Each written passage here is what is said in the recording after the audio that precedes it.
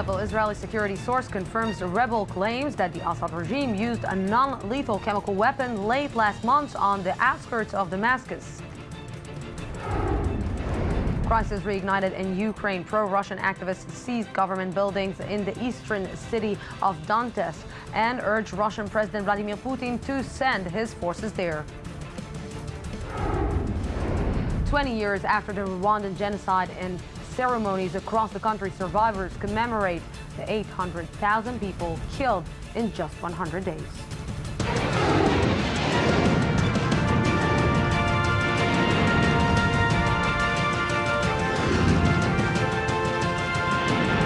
The News Today with Lucy Aharish.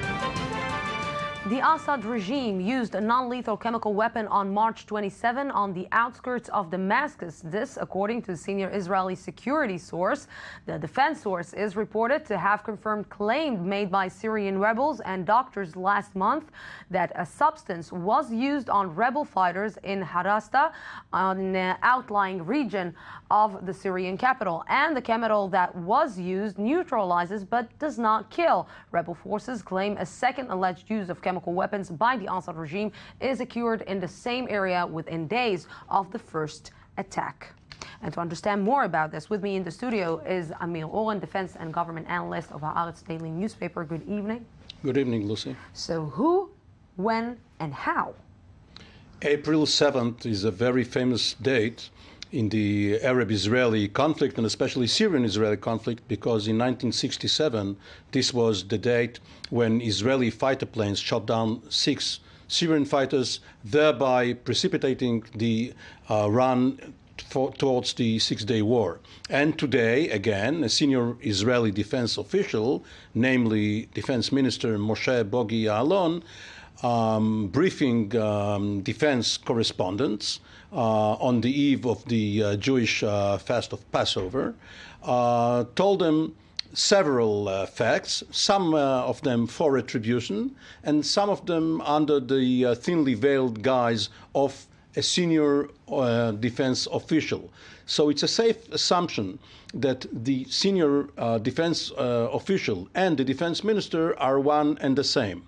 What he said was basically confirming the claims of the rebels that a chemical agent was used, but because it is non-lethal, it was only used to disable, not to kill or maim. This is not crossing the famous red line. Yeah, but you know, the crossing the famous red line, like you said, it's kind of problematic, because not chemical weapon, if you're using chemical weapon, it's crossing the red line, but it's neutralizing and not actually killing, it is not crossing a dead line. And if you're not killing, if you're killing and not using chemical weapon, it's also not a red line. So what am I missing here? You're missing the other red line. You have talked about the Obama-Assad red line, but there is also an American-Israeli or Pentagon-Ya'alon red line, in which if Israel is perceived as pushing the United States towards war with Syria, right now, when the United States is involved all over the world with defensive tactics, especially in Ukraine, your next item, yes, or in Asia. This is not the right time for Defense Minister Ya'alon, who is in hot water with Secretary Kerry and with others in Washington, to prod the United States to make good on its promise to go to war. In this way or another, we can say that he is provoking again the Obama administration? We should be more gracious towards Ya'alon. He probably did not mean to make headlines. He saw it as his duty to brief reporters. And on the positive side, he said that 60% or more of the chemical weapons are in the process of being transferred out of Syria, and that this process is now faster than it was earlier. So all in all, this was probably not his intent at all. I have to say that Moshe Bogi Ya'alon, this is the name that maybe Barack Obama will not forget for a long, long time. Thank you very much, Amir. Thank you, Lucy. And we're moving to the peace process as Israeli and Palestinian negotiators continue the efforts to salvage the U.S. brokered peace talks. The Israeli parliament held a special session today dedicated to the ongoing crisis in the negotiation. I-24 News diplomatic correspondent Tal Shalev has more. The empty plenum hall in the Israeli parliament says it all. In light of the fruitless Israeli-Palestinian peace talks, the opposition convened a special plenary session in the middle of spring break. They gathered the 25 necessary signatures to convene the lawmakers, but only 15 showed up. The failure echoes in all areas. This is a government of failure that doesn't provide peace, only depression. Since last week's crisis in talks, opposition leader Yitzhak Herzog has enhanced his calls to replace the government, targeting the center-left factions, led by Tzipi Livni and Yair Lapid, and promising a peace coalition instead. On Sunday, Israeli Foreign Minister Avigdor Lieberman, who ran on a joint list with Netanyahu in the last elections, became the first high-profile figure to openly suggest returning to the polls. To clarify our position, we will prefer new elections, but not a package deal. But nobody is holding their horses. Last week, as the U.S. started to broker the deal to extend talks, there was a threat of serious shockwaves to Netanyahu's two-voiced coalition. The deal cooked up, involving Jonathan Pollard, Palestinians, Israeli Arabs, and a partial freeze on settlement construction, was not an easy swallow for the right-wing factions, the Jewish Home and hawkish Likud members, who all threatened to resign if the deal would move forward.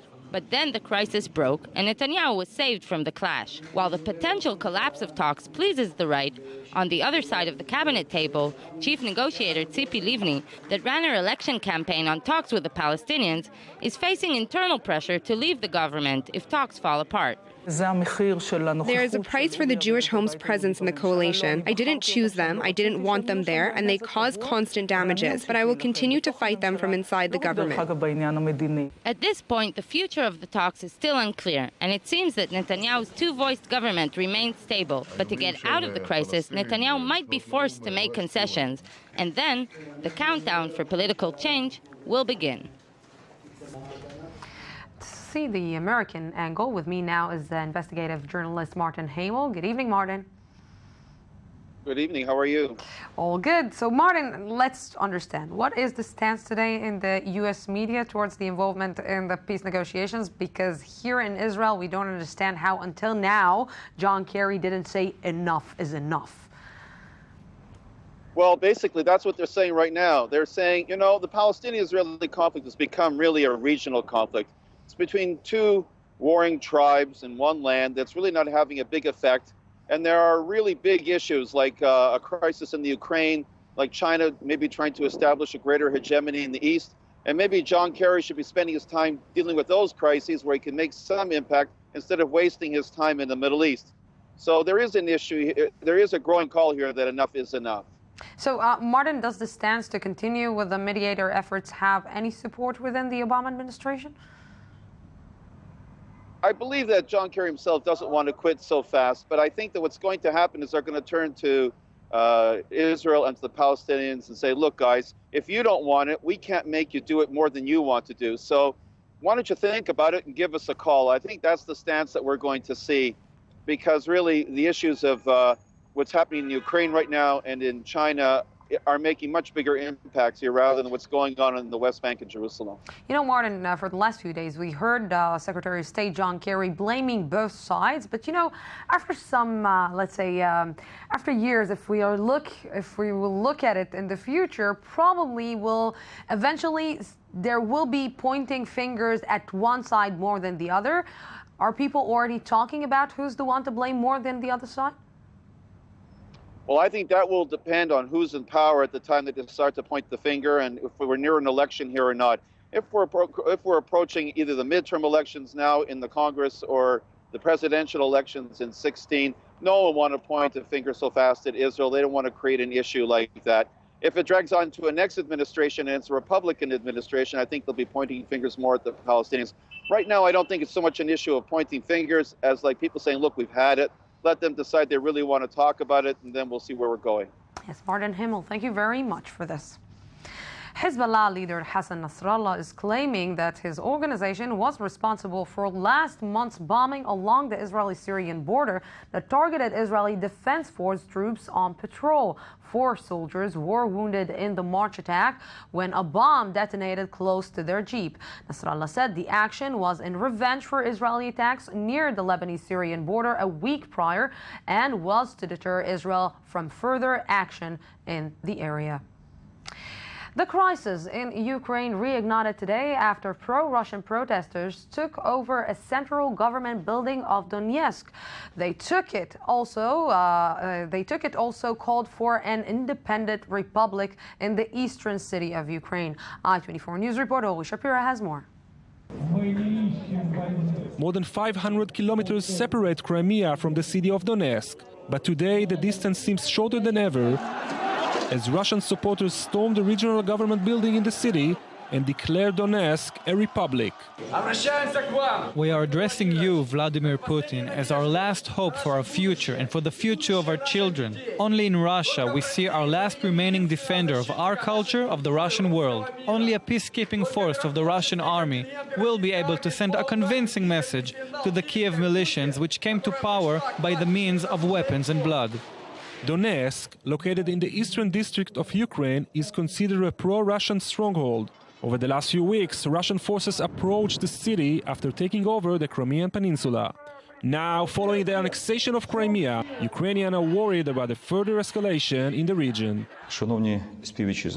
Dear citizens of Ukraine, yesterday the second wave of the Russian Federation's special operations against Ukraine started. The goal is to destabilize the situation in the country, topple Ukrainian authorities, disrupt the elections, and to tear our country apart. Despite the sanctions and the international outrage, Moscow is not giving up.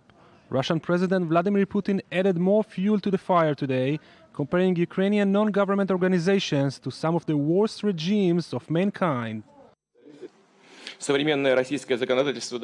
We will never allow NGOs to be used for destructive purposes as it has happened in Ukraine, where they're mainly NGOs used to finance nationalistic Nazi structures and armed gangs, which have become the main force behind the anti-constitutional coup.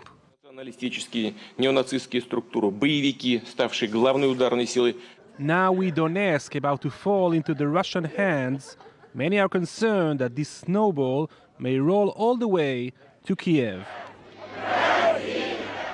And with me now on set is Paula Sneer, Middle East Bureau Chief at Russia Today. Good evening. Good evening. Thank you very much for coming again. So do you think that Russia is involved in what happened today in eastern Ukraine?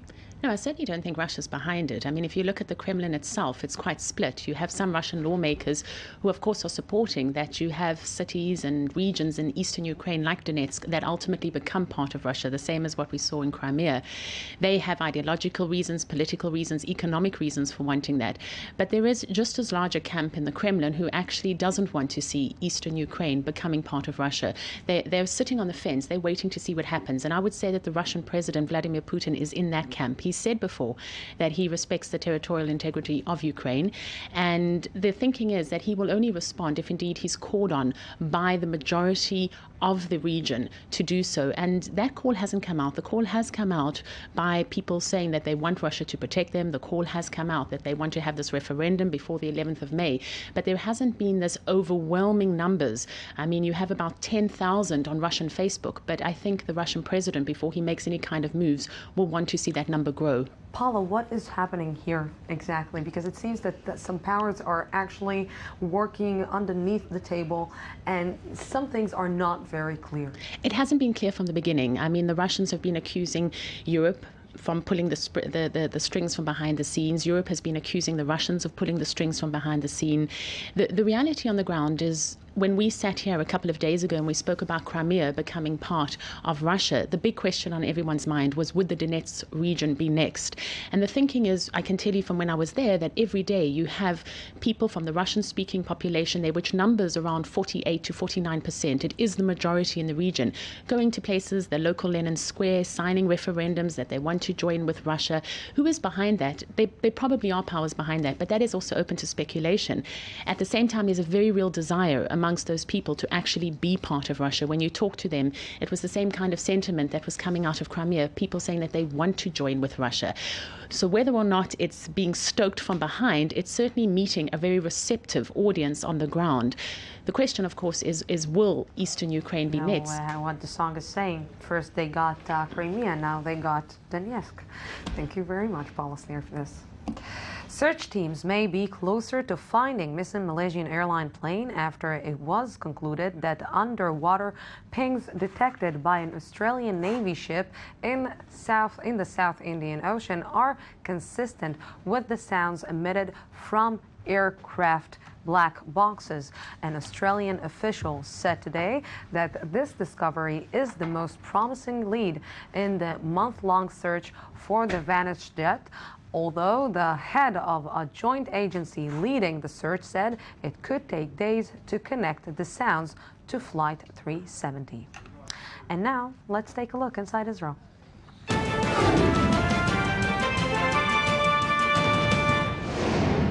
And joining me now for a look inside Israel's I-24 News correspondent Charles Biblizer. Good evening. Good evening, Lucy. Before we start with you, on Monday, the hacking collective known as Anonymous targeted Israel for a cyber attack, though only minor, let's say, disturbances were reported. Today's events show that the cyberspace may well be the next big front in ever-evolving warfare. Here's more.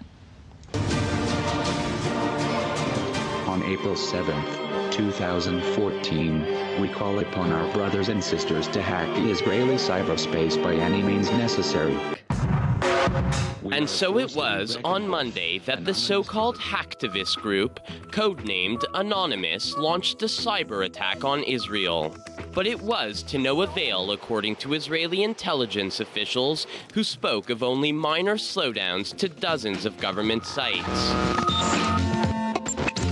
Anonymous launched a wide-scale campaign against the Jewish state during the November 2012 war with Hamas over what it described as Israeli crimes against humanity. To the Israeli government, Anonymous has grown tired of your bullying, and now you will see the result of your actions. Israel, the angel of death, has been called to your cyberspace. According to various estimates, Israeli websites are attacked upwards of 1,000 times per minute. Cyber warfare is thus deemed one of the country's most pressing concerns. The cyber threat has grown exponentially and is going to get substantially bigger in the coming years. It represents a new dimension of warfare whose global effects are not yet fully understood. Israel has thus devised and implemented a comprehensive national web defense strategy and today ranks as one of the top countries in the world in terms of cybersecurity. Nevertheless, the dangers remain both real and acute. We are Anonymous. We are Legion. We do not forgive. We do not forget. To the government of Israel, it is too late to expect us. So, Charles, is Israel ready for this kind of war? This is actually one of those rare cases where the answer is both yes and no. Okay, explain, please. Explaining. Yes, because Israel, obviously with its technological prowess, is at the forefront of combating cyber attacks.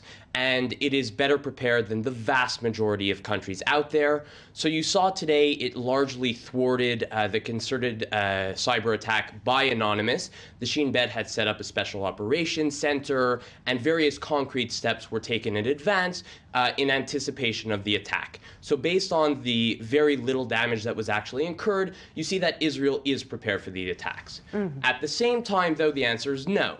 This is becoming the new front in an ever-evolving warfare. There's major resources going into developing malware and these types of things. So Israel's key is to stay ahead of the game.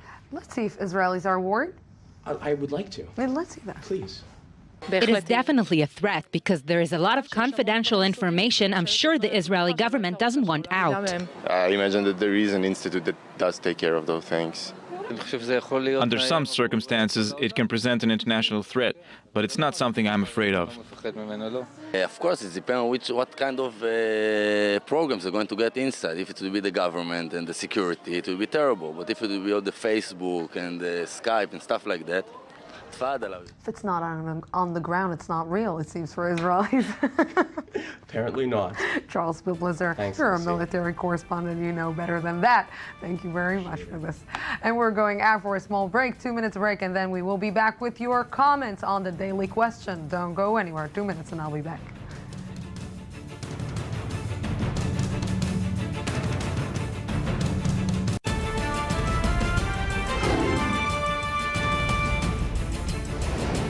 Israeli defense minister confirms Syrian rebel claims that the Assad regime used a non-lethal chemical weapon late last month on the outskirts of Damascus. Crisis reignited in Ukraine. Pro-Russian activists seized government buildings in the eastern city of Donetsk and urged Russian President Vladimir Putin to send his forces there. 20 years after the Rwandan genocide, in ceremonies across the country, survivors commemorate the 800,000 people killed in just 100 days.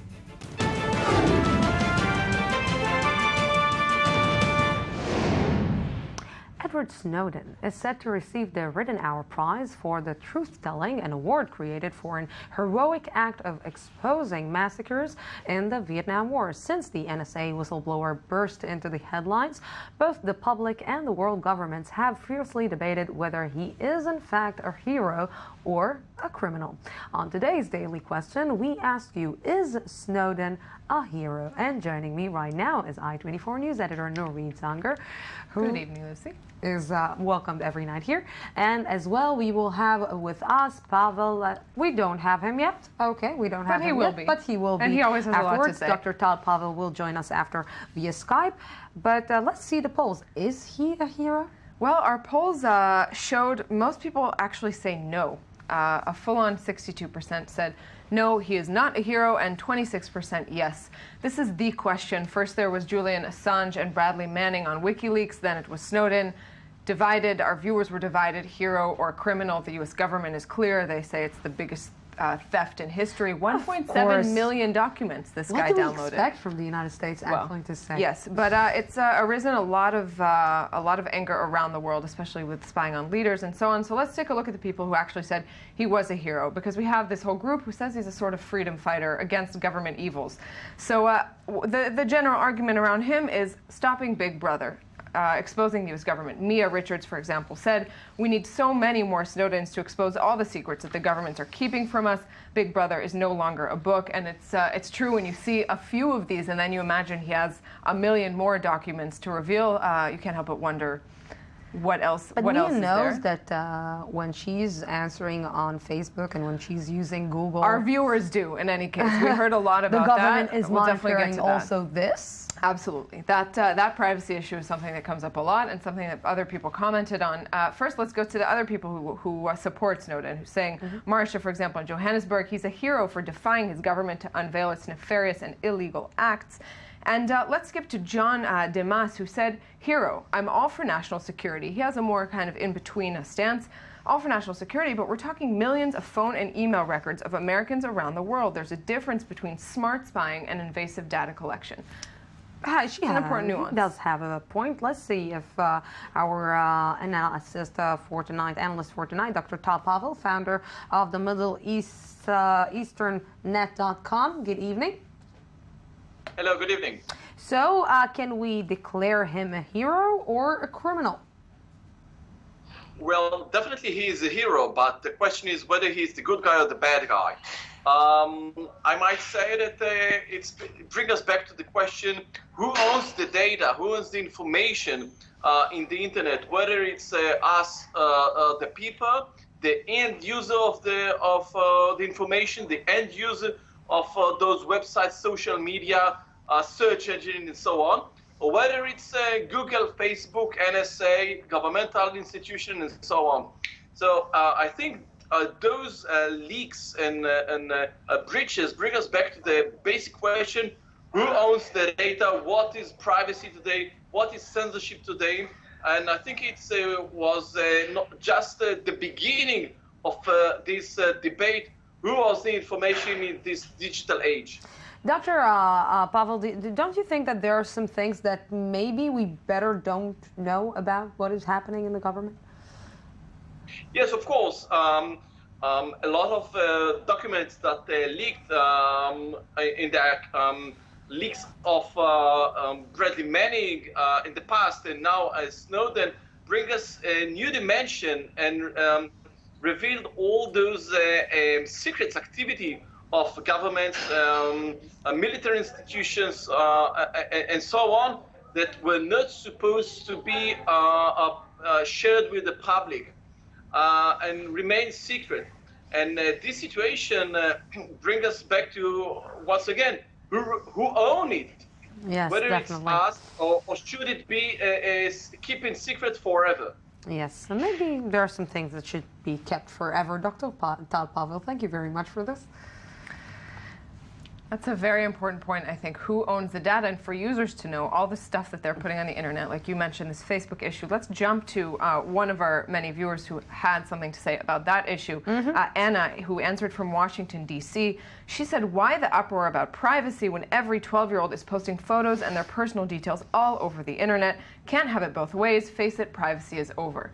This is something that comes up a lot in these debates. Everybody is making everything public, so why are you complaining?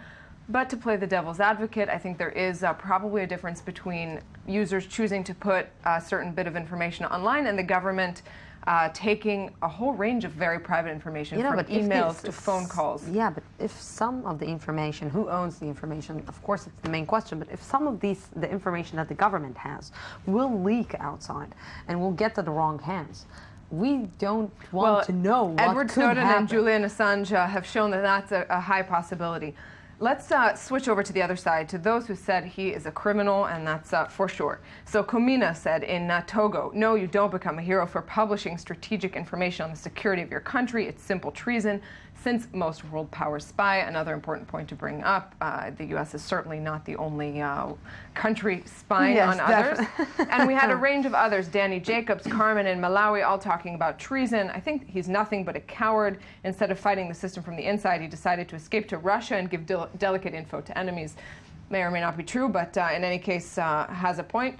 And Dan Amir, who said, just because the U.S. government acts as a villain doesn't mean Snowden is a hero. Also, the nuance here. Both of them perhaps are doing something very wrong. He thinks both sides did terrible things and none of them will face the consequences. Yeah, we'll wait and the see. question is, who in the future will face the consequences? I think those two questions. Who will face the consequences and who owns the information? It's a very good thing that we don't have Facebook. Yes, we do. But continue to write us on Facebook. Of course, please write us on Facebook please. and Twitter and Skype, everything. Julian Zanger, thank you very much for this. And we're going out for a small break, 2 minutes break, and then we will be back for the rest, the second half of the news today. Don't go anywhere. 2 minutes, and I'll be back.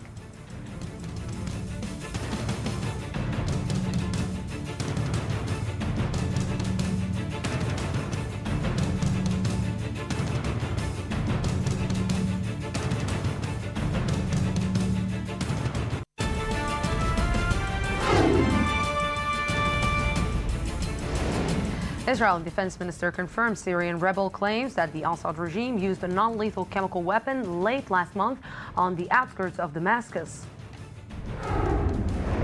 Crisis reignited in Ukraine. Pro-Russian activists seized government buildings in the eastern city of Donetsk and urged Russian President Vladimir Putin to send his forces there.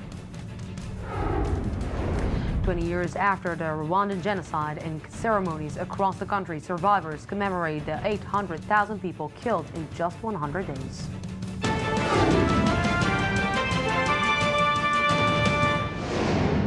Welcome back. Bulgarian media reported today that the officials have identified the suicide bomber targeted an Israeli tour bus in Burgas in July 2012. The attack killed 5 Israelis and the Bulgarian driver and injured 32 others. I-24 News correspondent Charles Biblazer reports. Nearly 2 years after, 5 Israelis and 1 Bulgarian were killed in a suicide attack in Burgas, the suspected bomber has been identified. The assailant was born in Algeria, lived in Morocco, and was trained in camps in South Lebanon. He also studied at a Beirut university with the other 2 suspects.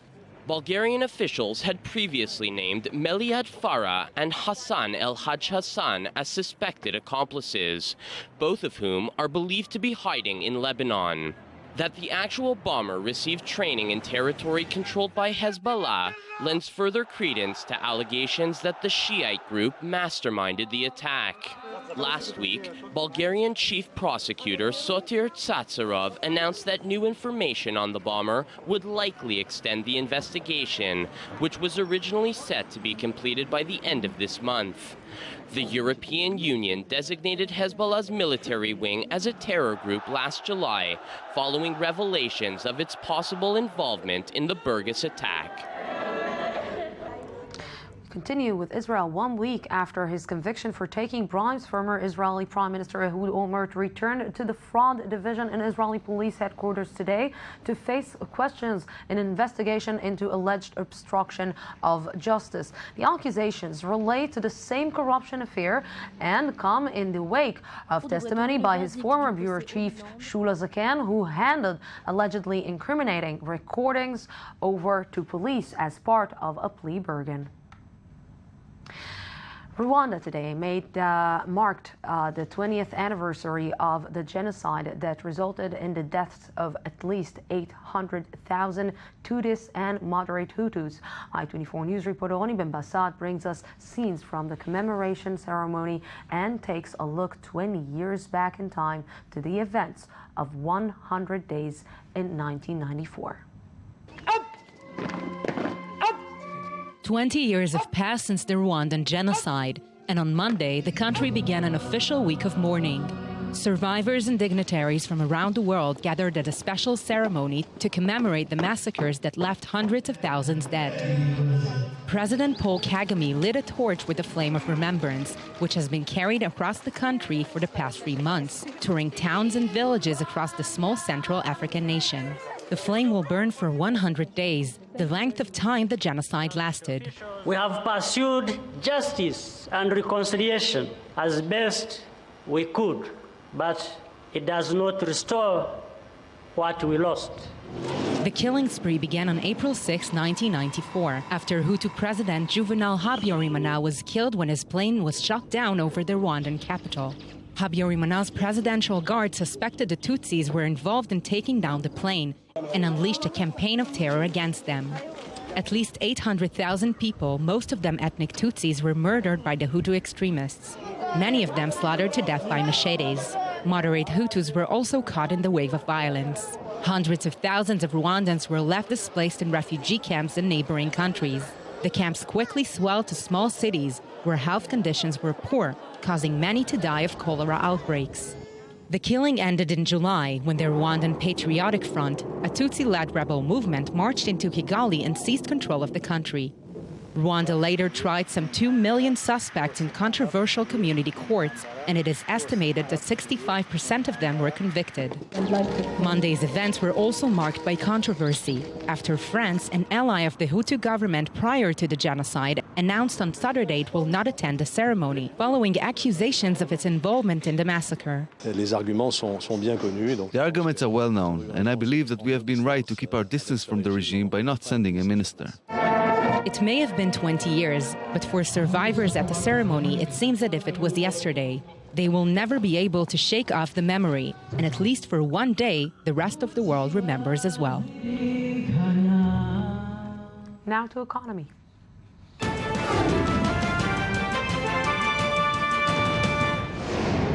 With me now from the I-24 News Economy magazine is Daniel Roth. Good evening, Daniel. Good evening. So if we're looking 20 years later, what is the current situation in Rwanda, economic? Things are much better, and not just comparatively to 20 years ago, but to the region. Things are looking very good. The GDP is 5 times what it was in 1995. GDP per capita has gone from $575 in 1995 to over $1,000 in 2012. You're talking about, in the world, 22% of members of parliament are women, and in Rwanda, 64%. Wow.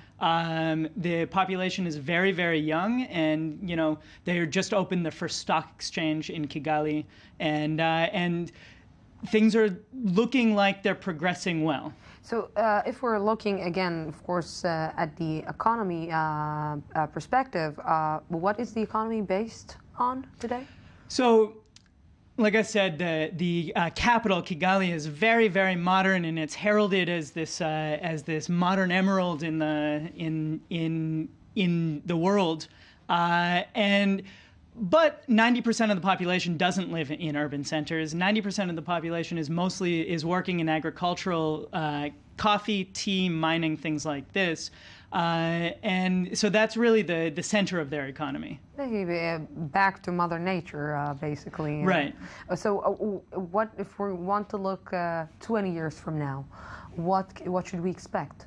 Well, one thing to look at is tourism. Tourism has grown 6 times in the last decade or so.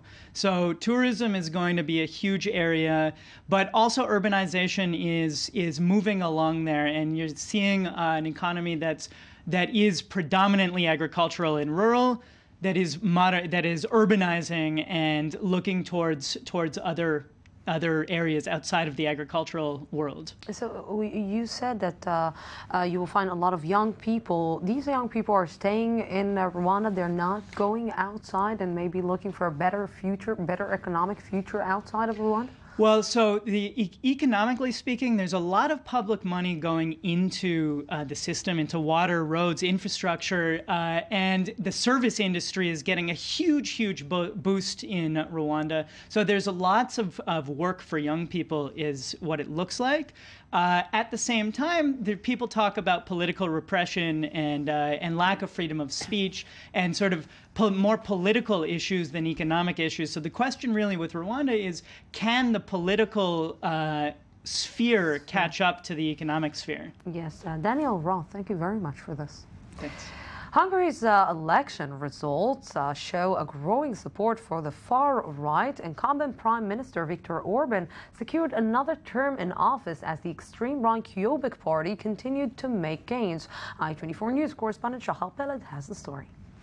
The strongest national radical party in the European Union is now officially Hungary's far-right Jobbik, which captured close to 21% of the vote in the country's parliamentary elections, up from 16% 4 years ago. Although the centre-left opposition won second place with 25%, it consists of an alliance of 5 smaller parties, thus making Jobbik the second largest party in parliament. But party leader Gabor Vona wasn't completely satisfied with the results. We did not manage to achieve the breakthrough in individual mandates that we wished for, but we achieved over 20%, which not many people would have believed. As expected, Hungarian Prime Minister Viktor Orban declared victory in Sunday's elections, winning a second consecutive term as his centre-right party polled 45% of the vote. This was not just any odd victory. We have scored such a comprehensive victory, the significance of which we cannot yet fully grasp tonight. According to Orban, the result was a confirmation of his government's economic policies to create jobs and support families. It also reflects Hungarians' will to stay in the European Union, but with a strong national government. His party is likely to win 133 of the 199 seats in parliament, passing the 2/3 threshold needed to unilaterally change the constitution, despite Jobbik's opposition. Although it denies being racist, Jobbik's agenda regarding the Roma and Jews is troubling. According to its leader, it divides society into honourable and dishonourable people, placing the Roma in the latter group, and in the past has proposed drawing up lists of Jewish members of parliament. On the streets of Budapest, some expressed grave concerns for the country's future. It's terrible. It's awful. I don't know what's coming now. This country is simply heading for fascism. It's terrible. I cannot find the words for it. Now the party's achievement might indicate how other nationalist right-wing parties, such as France's Front National, will perform in European Parliament elections next month. And joining me now from Germany is German-Hungarian journalist Fanny Fjortoft, who covers Hungarian politics. Good evening. Good evening. So Fanny, let's try to understand what is going on right now in Hungary. Well, we were just listening to this report, and it may be quite shocking to many one day after the election how well the Jobbik, the far-right party, has scored, if you want to say so. However, we have to look at these numbers even a bit more closely. The central government, the Fidesz, was re-elected. That is something that is not really surprising. That is something that was pretty much prognosed by or projected by pollsters. And the central government also said yesterday, rather the Prime Minister Viktor Orban said, we shouldn't worry too much about how well the Jobbik party is placed, because after all, they still placed third as a third party behind the leftist coalition. However, it is alarming, yes, indeed, how much fodder the right-wing party, the Jobbik, has received, and how much leverage they received compared to the elections 4 years ago. So what is expected in the next few months in Hungary? Because like you said, it is worrying what is happening there. It is, the far right is getting even stronger. The Hungarian people are not worried on the streets? Well, let's say those who are internationally well connected, speak many languages, and are very well educated, most of them didn't even go to vote because they're so disappointed that they don't really have a good alternative to the center-right government, to the Fidesz. Many of them also have left the country because they feel frustrated about the way this country is, where it is headed. However, if we want to talk about what's going to come up next, well, let's talk about the far-right party, the Jobbik, for example. They really try to get or transfer themselves to a very soft image rather than expressing radical statements as they did in the past. Today, they are trying to talk about a coexistence, for example, with the Roma, instead of having a hatred speech. Also in their program, the word Jew was not named once in their program. But does that mean whether they are less radical? Well, analysts suggest no. However, the Jobbik party is disappointed that they didn't get even more votes last night. Yes. So that does suggest, of course, that you have to look out, okay, how much this leverage that they got is going to shape Hungarian politics from now on, and there's no real answer at this point. Yes, Fanny Fjortoft, thank you very much for this. Another place to be worried in Europe, unfortunately. India launched today its general election set to be done until May 16. According to the polls, the leading party led by Rahul Gandhi may lose its power to Narendra Modi, a nationalist who is accused in racism. I24 News reporter War Shapira says namaste to the Indian elections. With high expectation for a change, India's general election kicks off Monday. The election will be in 9 phases, and the results will be published only after May 16. According to the polls, the INC party, which dominated the Indian government for 56 years since India became an independent country, is about to lose its power to the new rising star of Indian politics, former Gujarat governor, the controversial leader Narendra Modi. You have given 60 years in Congress. Give me just 60 months. You have elected rulers, this time elect a servant. Brothers and sisters, the way the wind is blowing says that a strong government is going to be formed in Delhi. To call Modi a colorful candidate will be an understatement. The man who may well become India's next prime minister was banned from entering the US after he was accused of inciting the 2002 ethnic riots in Gujarat, where at least 1,000 Muslims lost their lives in clashes with the Hindu majority. Nevertheless, Modi managed to gain popularity among young people who are tired of the corruption, the bad income inequality, and the violence in the country. The INC party, controlled by Rahul Gandhi, a last member of the glorious Nehru Gandhi dynasty, which ruled the country for decades, is now expecting a defeat in the polls. In 2004 Lok Sabha elections, opposition came up with the slogan, India Shining, and threw its weight on marketing by creating a balloon. On the day of voting, farmers, laborers and women pressed the button. The result was that the India Shining balloon burst. More than 800 million people have the franchise. India's parliament consists of 2 houses, and the voting system is state-based, like in the US. Now, Indians, seen by many as patient, will have to wait until May 16 to see if their country is undergoing a real change. And for a look at the week in headlines and those you may have missed, joining me is I24 News correspondent Anthony Grant. Good evening. Good evening. So, what did we miss? this week? Let's start with the New York Times, a great headline on a story that is timely as ever.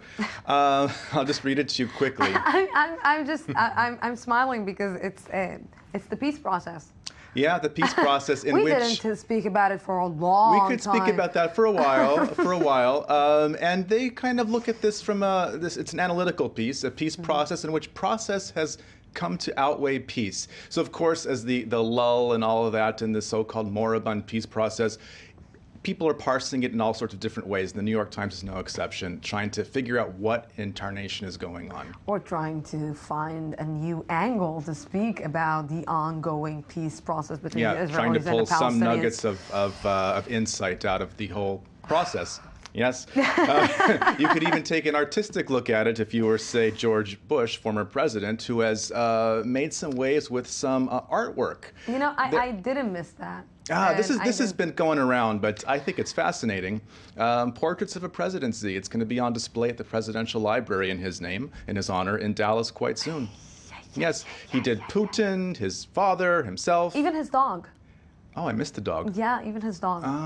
Yeah. Yeah, I have to tell you that I think that Picasso and Van Gogh should not be awarded. I think they have very little to be concerned about, yeah. But interesting hobby for a former president to take up. Yes, I mean, he could just stick with golf, but no, he's working the artistic angle too. So let's look at the Los Angeles Times. Yeah, a great page here from the business section the other day, which has two very fascinating stories. One, on the left, a huge mansion, the Beverly House, which is a 6-acre 1920s estate in the heart of Beverly Hills, really, is on the market for $135 million. Very famous place. William Randolph Hearst owned it. A scene from The Godfather was filmed there. JFK and Jackie Kennedy honeymoon there. $135 million, or if you want to lease it, it's just $600,000 a month. Now, the same page. It will take me 135 years to get there. Yeah, most of us or more. The same page, interestingly enough, there's a story about how the SEC and the FBI are probing what they call high-speed trading. This is a very timely subject in the American economic press because apparently there's some rigging going on of some stock trade mechanisms. So it's something that is quite fascinating to watch. You have 20 seconds for your next headline. Well, then it has to be French. It has to be Times French, of London definitely. reports on the latest twists and turns in François Hollande's cabinet reshuffle. Basically, Ségolène Royal, the former, companion of the president, is now in the cabinet, and this actress who we love is out. She's of the out? picture. Out of the picture? Out of the picture. Never in the cabinet, but out of the picture, so to speak. And she's not happy about it. She is not happy, No. yes. Anthony Grant, I could just sit down here with you for a long, long time, but unfortunately Next time. we're out of time. Thank you very much for this. Thank you. India's independent film industry is on a roll. The drama film, The Lunchbox, is breaking records, winning awards around the world, and taking away the attention from the more glittery Bollywood productions. I24 News cultural correspondent Shahal Peled spoke to the director. Let's see. When thinking about India's film industry, one word immediately comes to mind: Bollywood. But gradually a community of independent filmmakers is starting a new era in Hindi cinema, the Indian indie movement. I don't have the talent to make a sort of traditional song and dance Bollywood film. This is what I can do. So it's not a path that I chose, it's just sort of something that it just comes naturally to me. Much to his surprise, director Ritesh Batra received rave reviews for his debut feature film, The Lunchbox, a bittersweet romantic comedy and sensitive portrayal of Mumbai, his hometown torn between tradition and progress. It is a surprise because one cannot plan these things. One can just work on the film, make sure that every moment is true and it has some resonance. Having won the Best Actor and Best Screenwriter prizes at last week's annual Asian Academy Awards, The Lunchbox has already crossed $4 million at the Indian box office, a record for an art house film in India's film industry empire. Usually an indie film in India will release in 20 screens and our film released in 300. So it's a really good sign, I think, for all independent filmmakers. The movie depicts Mumbai's famously efficient lunchbox delivery system, carried out by messengers named Dabawalas. It tells the story of two strangers that become connected through notes they exchange within the lunchboxes. So it's a community of 5,000 lunchbox delivery men. It's a tradition that dates back to 125 years. And they work as a cooperative, and it's an ancestral profession that passes from father to son. Initially intended as a documentary, Batra was fascinated by the intimate personal stories of the people using the service and started to create a fictional script instead. After following the lunchbox messengers for weeks through their complex system of numbers and letters, the film was born. According to Batra, this is just the beginning of the beginning, and a wave of artistic independent films is expected to wash over India in the years to come. I wonder if I'm going Indian dancing, is it sports? Let's see sports.